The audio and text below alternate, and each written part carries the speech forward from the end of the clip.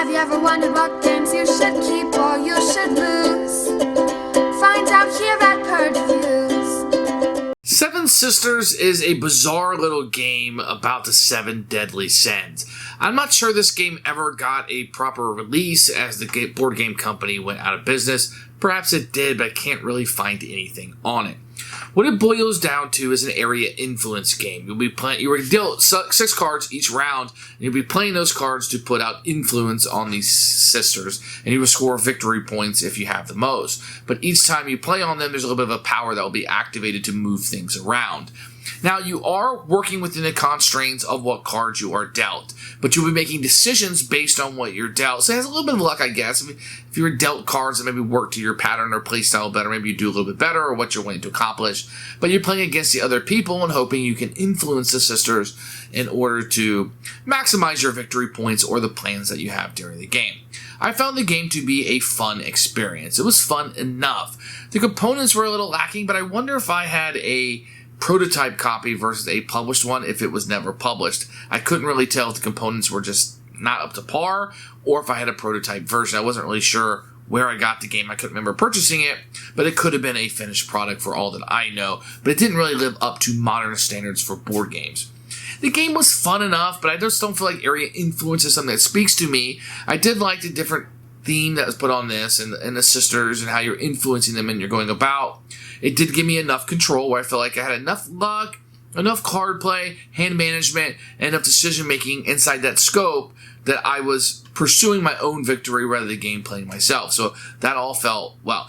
What the game lacked for me was a big moment. It lacked something I was like, yes, I want to play this again. And do you remember that move? And I was able to get in there. But it is fairly quick to play. It doesn't take very long, and I felt like it was a little bit above average board game. More above, the more you like area influence. I think the more that you like the theme, I think it will elevate it a little bit for you. But for the rest of us, I can kind of see why it didn't stick around and was the big hit that maybe they anticipated it to be.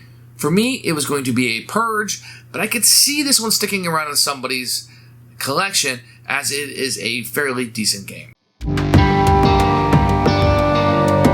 Seven Sisters, you can see by its Wishing Tree Games, which is a company that doesn't exist anymore. It's for 3 to 6 players. The box doesn't feel like your normal box. I mean, it's a full box, but it just feels a little different. Like the film on it's a little different. It's a rule book, which we'll take a look at in a few minutes. And then you're going to get a number of components here. You're going to get a bunch of cubes, which are just your normal everyday cubes in a game, not very thematic. You're going to get these favor tokens. They're pretty thick, and there is a different one for each of the sisters. You can see they look pretty good. Not the thickest you're going to see by today's standards, but not terrible or bad by any stretch of the means. You're going to get a number of cards that you'll have in the game. Now, the cards are always going to have a primary, which will be the bigger one on this side, and a smaller one or secondary one over on this side. Now, for any reason, if you're colorblind, all the sisters have different poses and different faces, and then you have the little icons here at the top with different letters on them. So even if you're a little bit colorblind, you probably can see that, if not the differences between the girls and their shapes. And I think the cards feel good. I like the way they shuffle up, and I didn't have any problems with these at all. Then you're going to have these is what's going to make up the player board. They're very big. The powers are small on here. These could have been bigger. You know, it's kind of small.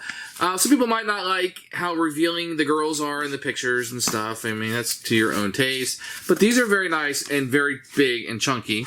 Then you're going to have your player boards, which will be the 7 sisters together. A little bit small of a player board, and I find that most player boards tend to be undersized. You're going to have exactly how to play the game on it, so this will be your player 8 also. I think that's a very good use of your resources in here. To use this as double-sided. So it's very good. Honestly, I'm not crazy about this artwork, which tends to repeat over and over in the game. But from a first publisher, I think it suffices. So the rulebook itself is a little longer than it is wide, I suppose, or tall. The picture of all the components, which is very good, especially for the time period. Then you're going to have setup over here with a little bit of a picture, and then you're going to have a representation of what all the powers are. I think this is great. Start right with that. Tell me what all the girls do. Then the flow of the game with pictures. You can see an example over here is very easy to utilize. Probably need about 10 minutes to get through this part of it. Scoring was a little odd. This is the part for that, and then final scoring of the game. There's a variant here if you want to mix up the girls and not have the sisters in the same row every single time. Rulebook's very good. You need less than 20 minutes to get through here. It's a very, very simple game to play. The rulebook never gets in your way. Excellent choice. So what you're going to do is you're going to have the board set up, and this will be in one row. I'm just doing it like this so you can see. So this would be ending here. So just to illustrate, go like this, and then down like this, but I need to get it all in frame. Put all your tiles and doodads over and cubes over to the side, and you shuffle up the main deck of the game. Now, each of these girls are going to do something different if you have majority. So move the Wraith marker. You can move this to somebody else, and when they're there, at the end of the round, everybody will come off. That's what she's going to do. Winner here gets 5 gold. Present players get 2, everybody else. Winner gets 5 fruit tokens. Everybody else gets 2. Winner here gets 5 servants, which will be your cubes from the supply. That's how you're going to get more of them. Everybody else will get 2. Players with the most sloth favors, you'll win all ties. That's pretty helpful. The Pride will select who goes first next round. Doesn't have to be yourself.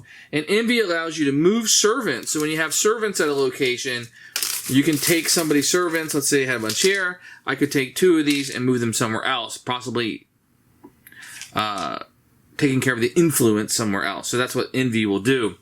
Now, at the end of each round, you're going to get 6 cards from the top of the deck. You're going to look at your 6 cards, and you'll be able to play one of them down. And in each round, there's 4 rounds of the game, you're going to play 5 of these cards. It's very easy. So what you're able to do on your turn is you can play 2. So let's take these off really quickly. You can take 2 and place them on the primary person. The primary person is always the biggest. That's one option I have. I can give up a fruit token if I have one, and I could play another one on the secondary, which you can see here, and I could pay an additional fruit if I so chose to, which are these fruit tokens, and I could play an additional one back on the primary or the secondary if I wanted. So I could put out as many as 4. The second thing I can do is I could take 2 of mine off the primary, and I could place them on a different sister. That's just something I could do. No more of the extras. The other thing I could do is I could take 3 from the supply instead of placing anything out or moving them. Another possible action, I take 3 from my supply, and I get to put them in my reserve. That means these are available to place, because once you don't have these, you can't place any more out. So now I would have 3 in my reserve from the stock, and you can see there's a whole bunch more here in the stock that I could take out later. But that's one possible thing that I could do by playing the card. The fourth thing is if you play the wild card, you can choose any 2 from the stock, and you can place them anywhere that you want. So I don't have to have them in my personal reserve. I could take them straight from the stock, and I can play it on anybody that I so chose. So those are kind of the 4 options that you're going to have. At the end of the round, you're going to go through each of these, and you're going to gain favor, which will be a victory point for that person. So if I had the majority of greed, I would get one of these for end of game scoring. Then I would get to utilize the power on that. You're going to do that for 4 rounds, and then you're going to score at the end of the game. Whoever has the most victory points will be the winner. So really what you're doing is you're managing your hand. You get 6 cards every round. You got to play 5 of these. So which 5 do I want to play? Not a long-term strategy game because you don't know what you're going to get the next round. Very tactical decisions you'll be making to influence the sisters. Now, some of these, like lust and greed, are going to pay off, and gluttony are going to pay off for just being there. But you're going to get a better one if you have the most. So you have to decide, do I need a lot of fruit? Because the fruit's going to let me, if I take the first option, let me put a lot more people out. Do I need gold? Is that going to help me what I wanted to do? Do I want to break the ties? Do I want to move the Wraith token? So with the Wraith token, whoever is down, let's say it's here, at the end of scoring, everybody takes off what they have, or normally you wouldn't do that. So there's some things to consider. Everyone has a different power. Who do you want to influence?